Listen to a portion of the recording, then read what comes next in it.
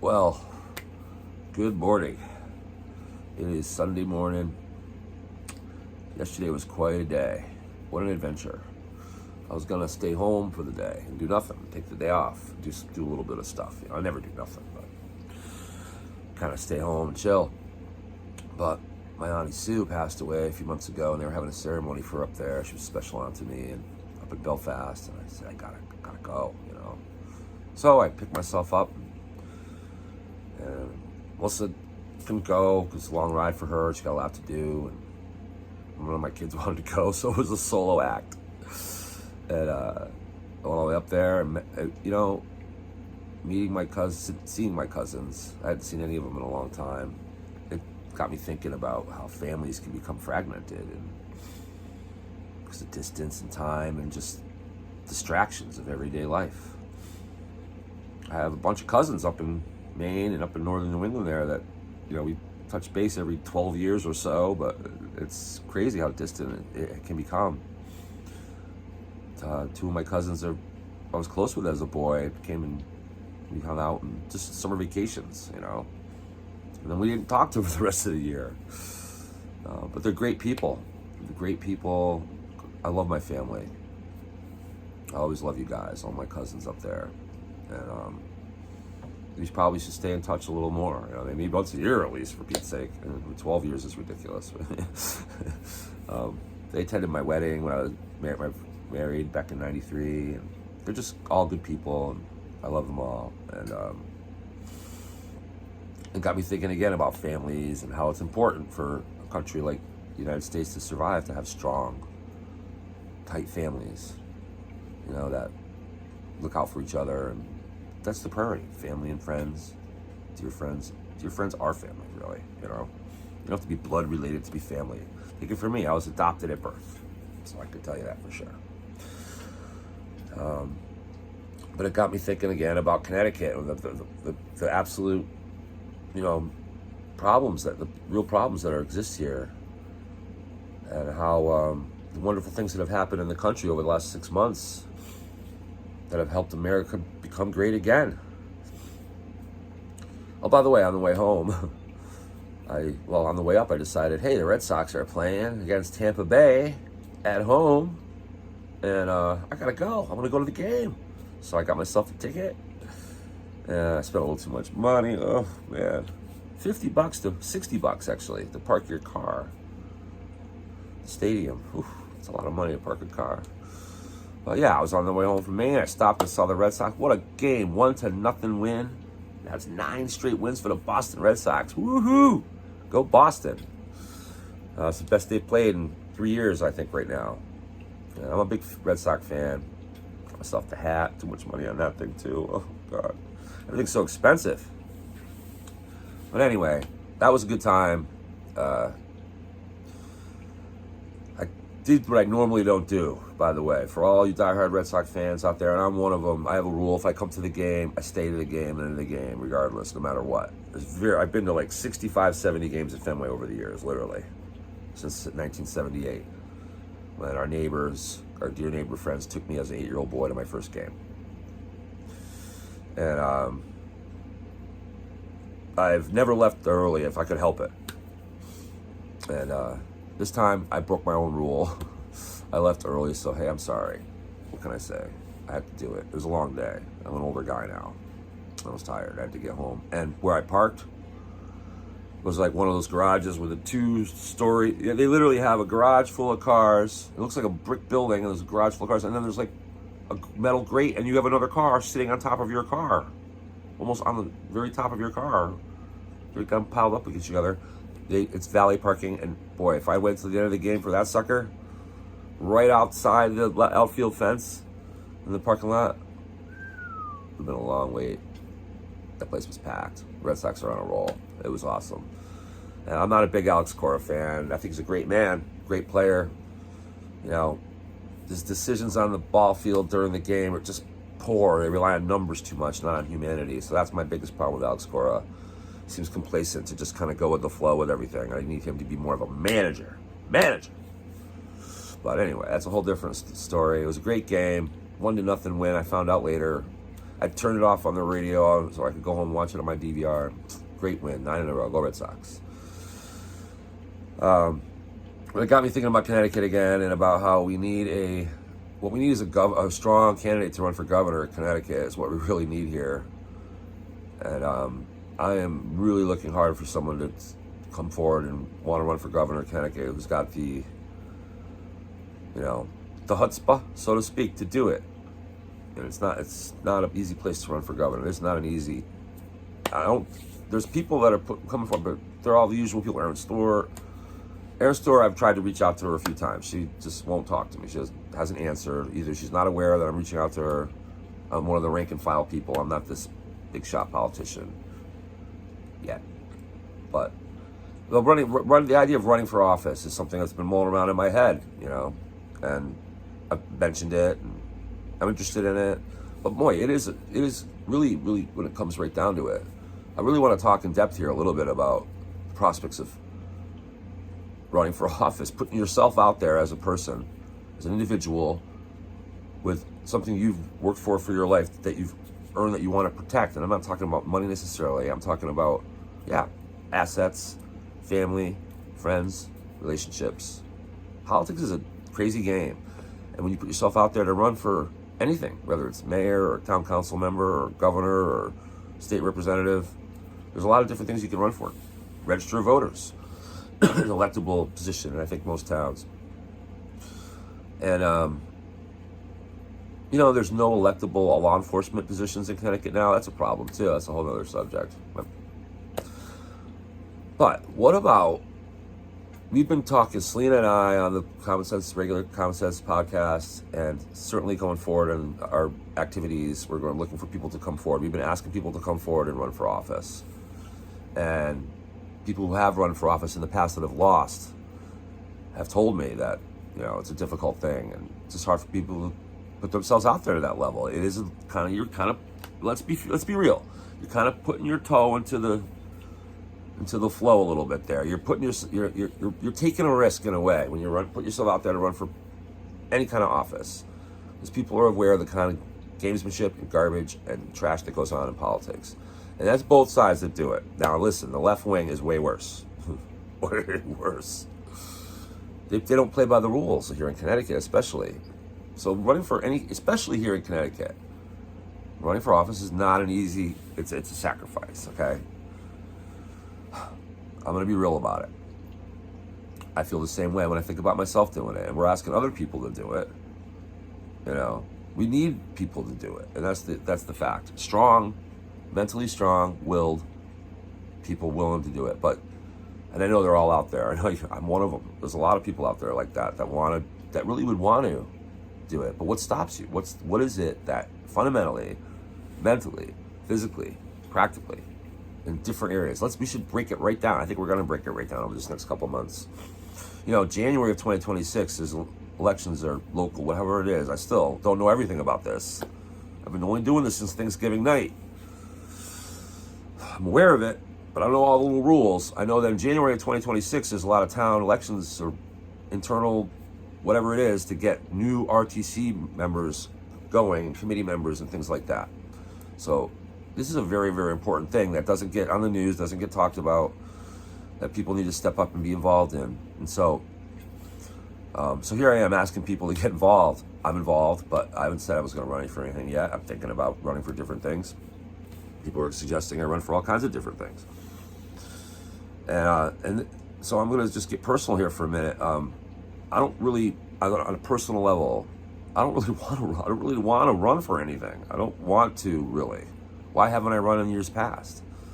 Because that's the thing, But now that I've put myself out there publicly in this forum, in a sort of activist type of thing, you call it, a movement, Common Sense, that's what's prompted me to get involved, you guys. When it comes right down to it, that is what has prompted me to get involved with this thing, is what the left wing has gone so far to the left. It's become a threat to our very way of life.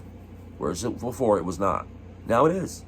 So that is the tipping point for me that I saw on Thanksgiving night. I saw it coming way before that. I saw it getting worse. It started, honestly, with the election of Obama. things started just getting kind of cookie cutter. And then in 2011, in the third year of Obama's term, I drove up and down the coast. I drove to Florida and back. It was 2010. I took my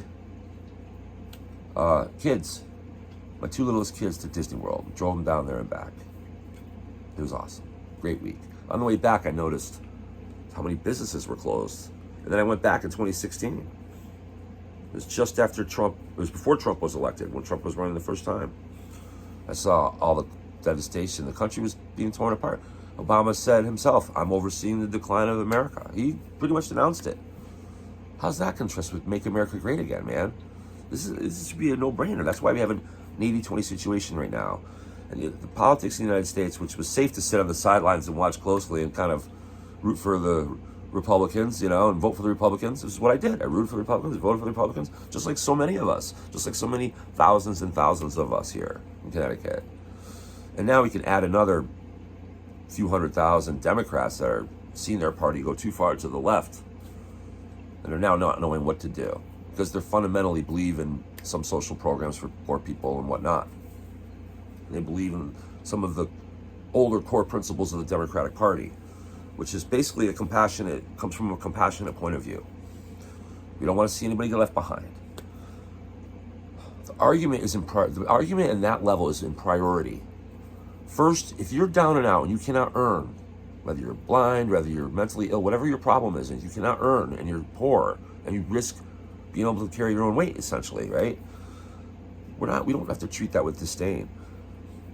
Family and friends come first. Local charities comes. Private charities, private organizations, second. Government last. If none of those other things work, then you have the government. You see, that's the answer.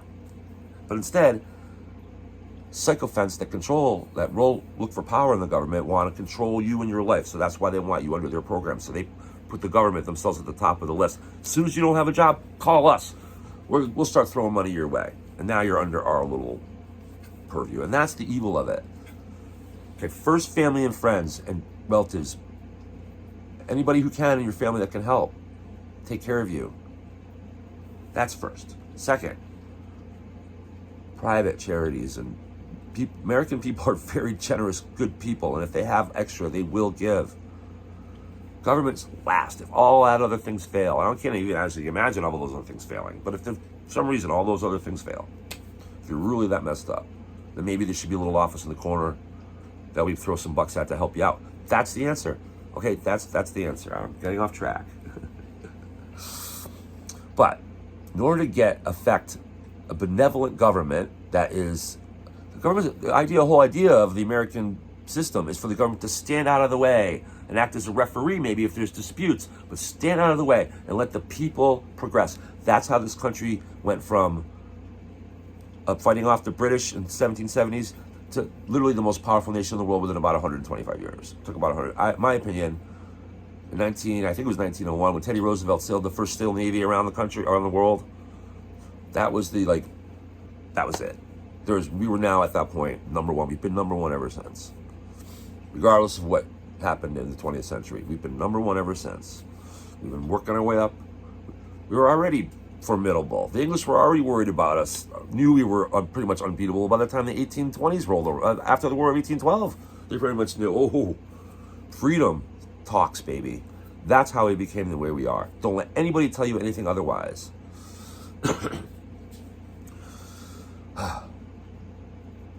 So anyway, I had a good time yesterday. But getting right back to the original reason why I started this recording, which is, if you want to run for office, I know the one thing that's stopping most people like me is, again, it's that putting your toe out there.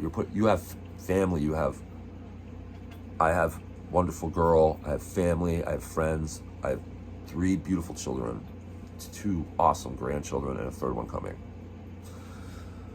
And it's not so much that I'm worried about them directly, but what if something, the way some of these I've heard a lot of dirty tricks that people pull on people, even if they try to scar your reputation. There's all these potential for this blowback. There's the risk, there's the potential for blowback. It's there. I'm not going to deny it. It's there. But generally speaking,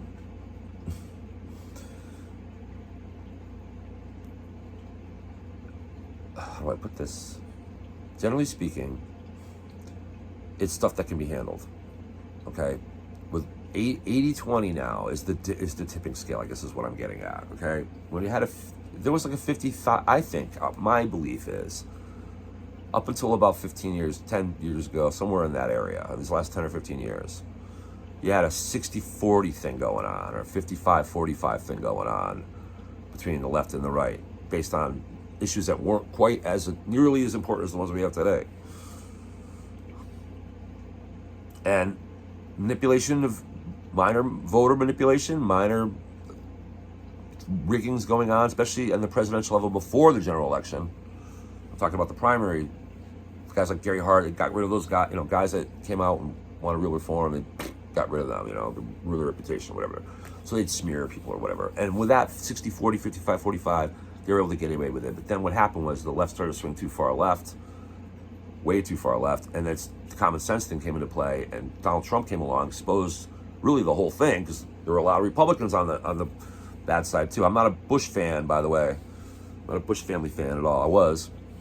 We'll talk about that another time.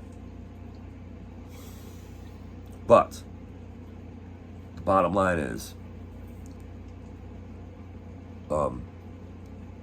it's swayed to the left, and so now it's become, the mask has been ripped off, and that's why the left is turning into violence and things that they are. And now that's why they've ripped off their gloves and they're going for the Marxism altogether. They even have a communist running for the city of New York mayor, for God's sakes. So that's why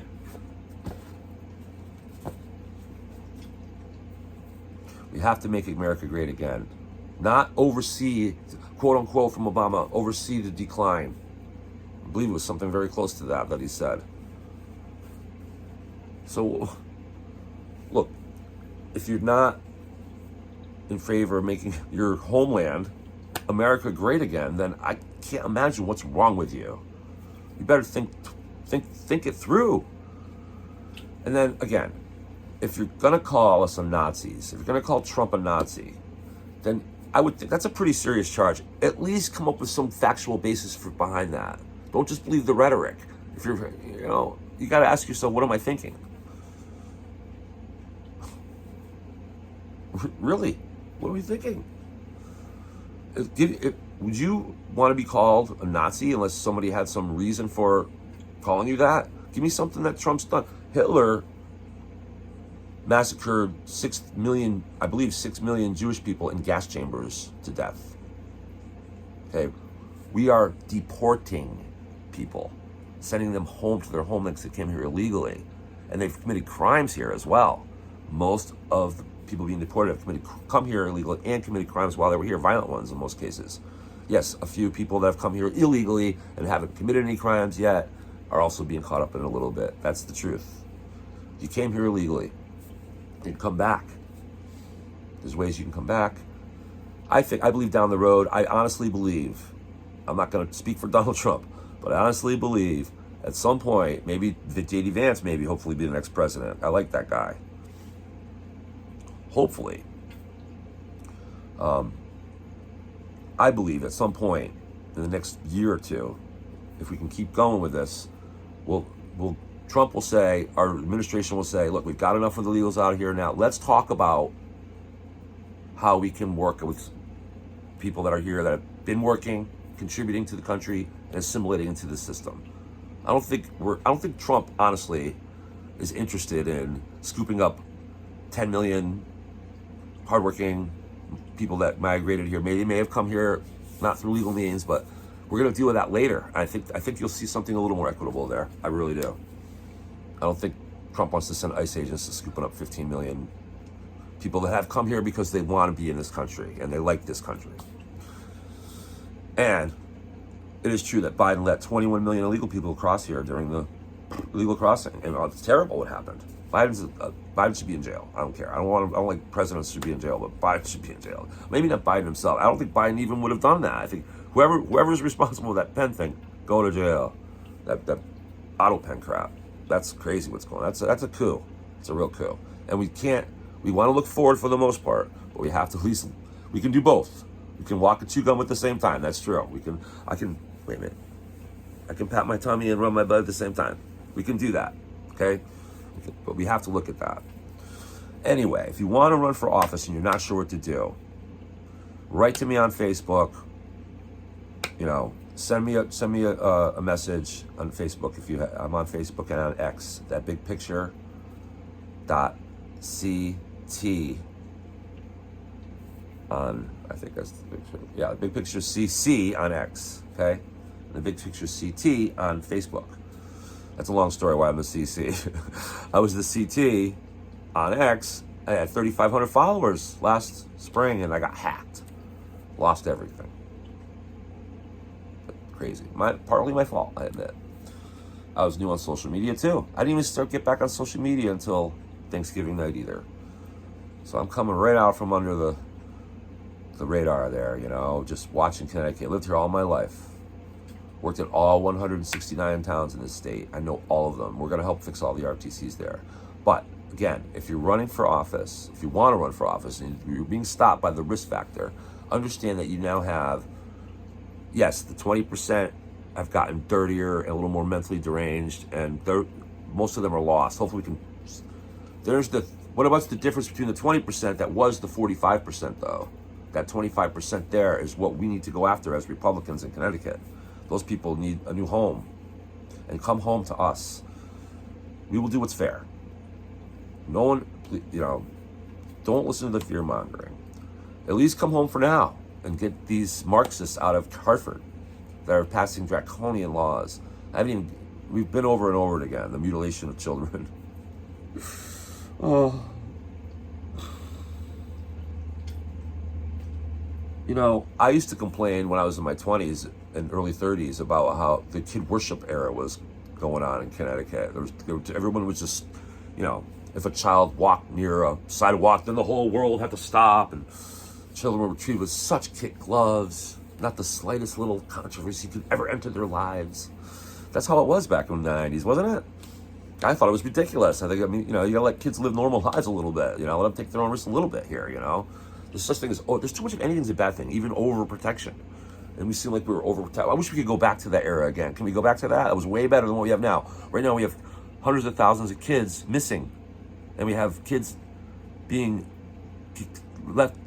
kept out of school, and now they're being mutilated. I'm so glad my kids are grown up and didn't have to go through any of that. It actually infuriates me. If that doesn't motivate you to get involved, I don't know what will. If you're a parent, you know, look, I am going to run for something, I think. You know, I don't want to. Okay, right now I'm on a hunt for someone to run for governor of Connecticut. I really want someone to run for governor of Connecticut. Even if you've never been involved in politics before, two things you need to qualify for run for governor of Connecticut. One is a really big mouth. Okay, a fearlessness. You have to have that fearlessness. You have to have that courage, and then you have to be willing to sacrifice. That's true. Or if you're running for any state office, really, if you're running for state senate, state rep, we have also 2 more districts in Connecticut we need someone to run for. We got John DeBarros, Amy Chai, Chris Lancia, who we love for those 3 districts. We're going to be behind them 100%. Vote John DeBarros for the 5th district. Got to flip that. Vote Amy Chai. I think she's the 3rd. I think she's the 3rd. Vote Chris Lancia from New Haven. He's got to take out Lorenzo DeLauro. Those are important. We have 2 more to fill. A lot of people think Larson's not beatable. Not Larson, the other guy. Courtney. They think Courtney's not beatable. Larson and Courtney, we got to run against those 2 still. So those are tough to do. I'm not going to lie. That's a tough sacrifice. But I think it's time for some of us that are kind of hanging in the balance there to really think about coming forward, at least talking about it, you know, and talk about doing it. Okay, I'm going to do something. I don't know what yet. But understand that with the 80%, the good news about the 80% is with so many more people, but yes, the 20% are getting dirtier, okay? But we have enough people behind us now, and it really, I'm a private investigator, and I've been watching this stuff very closely. And generally speaking, the stuff that people are fearing the most comes from people like John Flynn, who did such a good job, you know, he's an investigator like me. and he uncovered some voter fraud going on in Connecticut, which we're fixing, by the way. And it's doing great. That's going very, very well. And a lot of mass voter fraud, and he was exposed. He would have exposed some pretty tough people, and he got himself locked up in a mental institution as a political prisoner here in Connecticut. I'm sure you're aware of it. Today, holy cow, I'm leaving soon to go to a rally in Middletown. Woo, I've been busy. I'm going to post that as soon as I get done with this and posting this, and then I got to hit the road a little while. I got a little while still, but I got to go over to that rally for John Flynn, who's locked up as a political prisoner for exposing voter fraud. So that's the kind of stuff. Now, if you're thinking of running, like I've been thinking about running for office, if you're thinking about running for office, then understand this. This is what I tell some of my family members, is express concern about me getting involved in this like I did since Thanksgiving night. And I told them, don't worry, because we're coming from the top, not the bottom. In other words, look, for all you enemies out there, I'm not investigating anybody involved with politics like this. Not really at all. I'm just trying to get to the people and make the people understand that we need reform. Okay, so I'm coming from over the top. Eventually, I probably will run for something, and somebody else is and it's all about we're playing the politics. And so the things that you would be concerned about, I think I know. Tell me if I'm wrong about this. Message me, ask me. If you are worried about, you're probably not worried so much about them trying to say stuff about you. Like when I ran against Ben Proto last month, they were trying to say stuff about me, that I didn't vote. I was dragging my kid. One was implying I was dragging my kid into it. We didn't want to be or whatever. One of you, stupid stuff like that. Or if you run for office, they're going to look at your, we all have I don't know, a lot of us have had days. I got arrested once. It happened. Wasn't my fault. Well, it was my fault, but it wasn't. That's another story. We'll talk about that another time. I don't mind talking about anything that's happened in my life at all. Good or bad, indifferent. We all are flawed human beings. Maybe some of you are worried about something happened one time or whatever. You don't want, feel like you have to be perfect to run for office. So you have to have this pristine life. You don't. You just have to be a good person. And you can't be a felon, man. Oh, but look at the mayor of Bridgeport's a freaking convicted felon, isn't he? For God's sakes. But he's on the other side, right? Those guys, we don't want to do it. Yeah. Look, if you've had brushes with the law, if you've had things in your past or whatever like that, don't let that stop you. That's, come tell us what happened, We don't want bad people here. But there's a lot of people that have had trouble with the law. The Connecticut system is not exactly benevolent and fair all the time. So if you've been someone that's had brushes with the law, I've had a couple of them for sure. Things that don't make me a bad person, but they happened. That might be something that's stopping you. Don't let that stop you. Don't let that stop you. Come forward. Talk about it at least first before you don't have to make a commitment right away. You know where you do it? You go to your local RTC meetings, okay? Go to your local Republican Town Committee meetings. And if the meetings aren't happening or if they stink, then you come tell us. Come tell us at Connecticut Common Sense. And then we'll take a look at it, because we are looking at all the RTCs. We want to strengthen them all. That's where it all begins, at the local level, you guys. That's America. So if you're teetering about whether you're thinking about running or not, really think about this. Really think about how you can. You really can. And the risk isn't as bad as you think. I guess that's what I'm getting at. It's not. There'll be a lot of people behind you, a lot more than before. If you've run for office before and lost, we're going to be reaching out to you, actually. If you've run for office before and lost, especially in 2024, 2022, or 2020, with the COVID, which is another whole show we'll do about, well, then you can, we're gonna actually reach out to you. Probably gonna end up reaching out to you, and we want to get back into it, because you've had the chutzpah to do it before, and the situation then was bad, and now it's getting better. So this is where I think we start to fix it. Anyway, I think that's it. I gotta get ready and go to this rally. I'm gonna post about the John Flynn rally today in Middletown. Don't miss it. Come on down. There's strength in numbers. We want a lot of people to be there. We really, really do. Have a great day, everybody. God bless Connecticut. God bless America.